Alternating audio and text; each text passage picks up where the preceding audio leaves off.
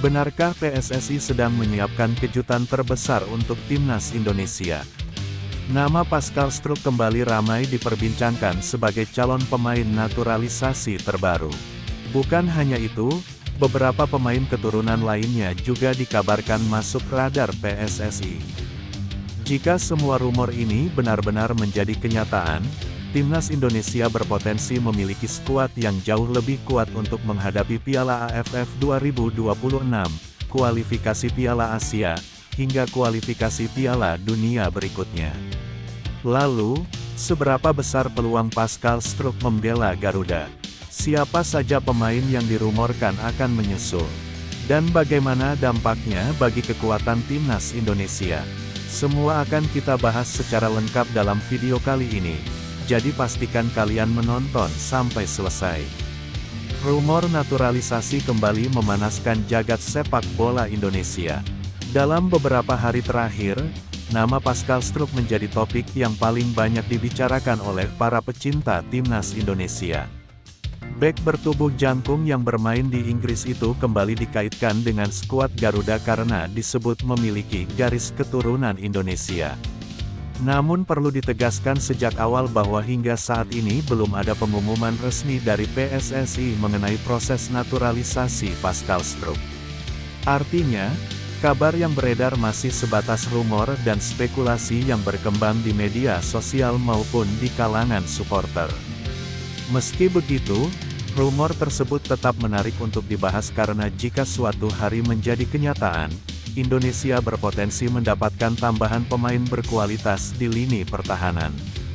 Pascal Struijk dikenal sebagai bek modern yang memiliki postur tinggi, kuat dalam duel udara, tenang saat menguasai bola, dan mampu bermain di lebih dari satu posisi. Kemampuan tersebut membuat banyak supporter membayangkan duetnya dengan Jay Izzes di jantung pertahanan timnas Indonesia. Menariknya, Pascal bukan satu-satunya nama yang sedang ramai diperbincangkan. Beberapa pemain keturunan lainnya juga mulai dikaitkan dengan program naturalisasi PSSI. Jika seluruh rumor tersebut benar-benar terwujud, bukan tidak mungkin timnas Indonesia akan memiliki kedalaman skuad yang semakin mengerikan dan siap bersaing di level Asia.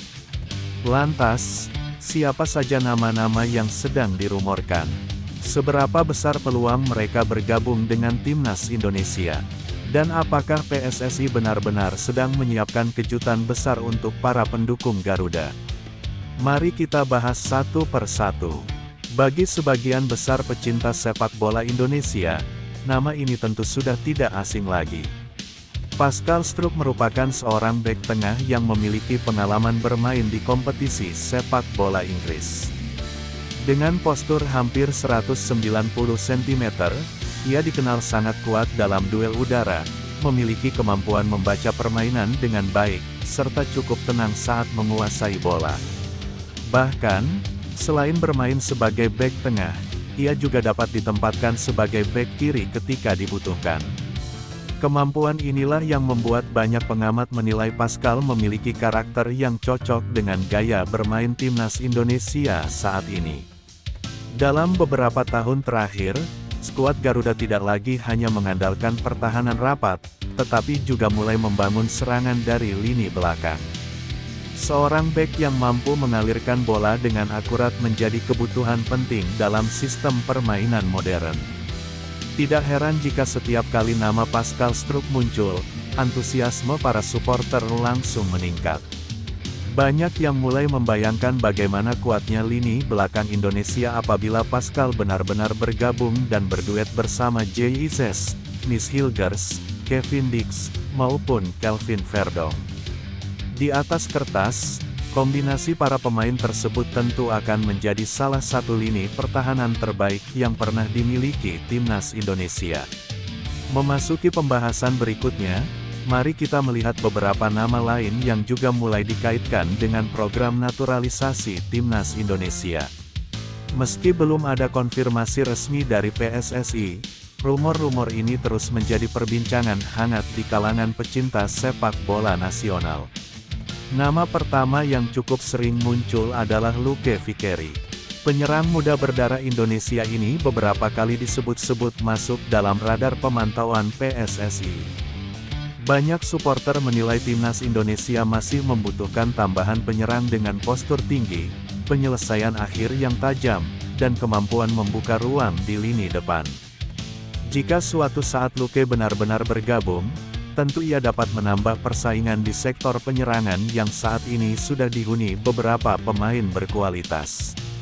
Selain Luque Vicario, nama Mitchell Baker juga beberapa kali menjadi pembicaraan. Pemain yang berposisi sebagai bek ini dinilai memiliki karakter permainan yang cocok dengan kebutuhan timnas Indonesia.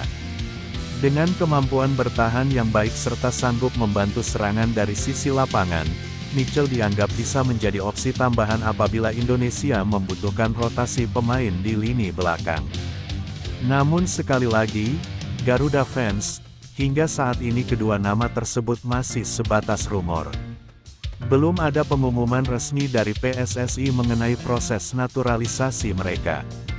Karena itu, kita semua harus tetap mengedepankan informasi yang berasal dari sumber resmi dan tidak mudah terpancing oleh kabar yang belum terverifikasi. Lalu muncul pertanyaan, apakah program naturalisasi masih diperlukan? Jawabannya tentu bergantung pada kebutuhan tim. Sepak bola modern menuntut setiap negara memiliki kedalaman skuad yang kuat. Dalam satu musim, pemain bisa mengalami cedera, akumulasi kartu, atau penurunan performa. Karena itulah memiliki banyak pemain berkualitas di setiap posisi menjadi hal yang sangat penting. Timnas Indonesia saat ini memang sudah mengalami perkembangan yang sangat pesat. Namun jika ingin bersaing secara konsisten di level Asia, bahkan mengejar mimpi tampil di Piala Dunia, Indonesia membutuhkan persaingan yang sehat di setiap lini. Bayangkan jika suatu hari nanti lini belakang Indonesia benar-benar diperkuat oleh J.I. Zes, Miss Hilgers, Kevin Dix, Kelvin Verdong, dan ditambah lagi Pascal Struijk apabila rumor tersebut menjadi kenyataan. Kedalaman skuad tentu akan semakin luar biasa. Pelatih akan memiliki banyak pilihan untuk menyesuaikan strategi menghadapi setiap lawan. Terima kasih sudah menonton video kali ini. Jangan lupa klik like dan subscribe untuk mendapatkan update berita terbaru Timnas Indonesia.